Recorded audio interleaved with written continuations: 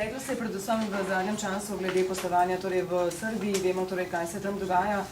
Znano je torej tudi, da je zunanje ministrstvo že poslalo zgolj in samo protestno noto, drugače torej ni ukrepalo, med tem časom torej pa so se razmere še bolj zaostrile. Torej zanima me, če se bo v te zaplete vendarle umešalo torej tudi vaše ministrstvo in če boste kakorkoli vendarle po svoji vesti tudi vi ukrepali.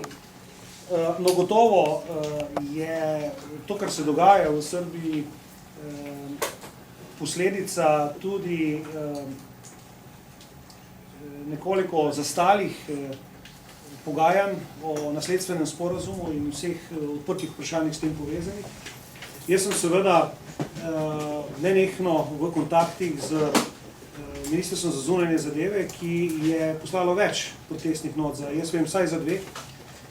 Prva protestna nota je bila poslana že marca, to je bila sprijeta sprememba zakona o privatizaciji, ki je nekako tlakovala pod te uredbi, ki je sporna. In druga protestna nota, ki je prišla julija zaradi te uredbe. Torej, gotovo je potrebno in bomo tudi na Ministrstvu za gospodarstvo storili vse v zaščito interesov slovenskega gospodarstva. Seznanjen sem tudi za pogovori in dogovori med ministroma za zunanje zadeve in seveda gredo stvari tudi sedaj v možnost reševanja teh vprašanj na bilateralni ravni. Kot vem, je srbska stran že pripravila sporazum o premoženjsko-pravnih vprašanjih na bilateralni ravni in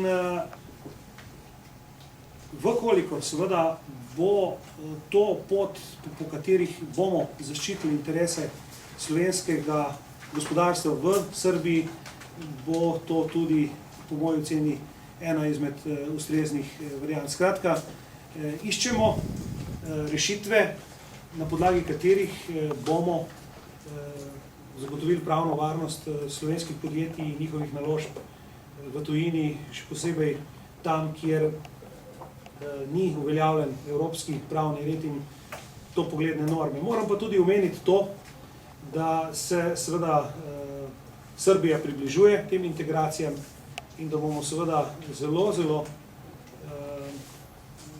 podrobno tudi reagirali na vse ukrepe, ki gredo pa nasprotno smer, kot je uveljavljen evropski pravni red.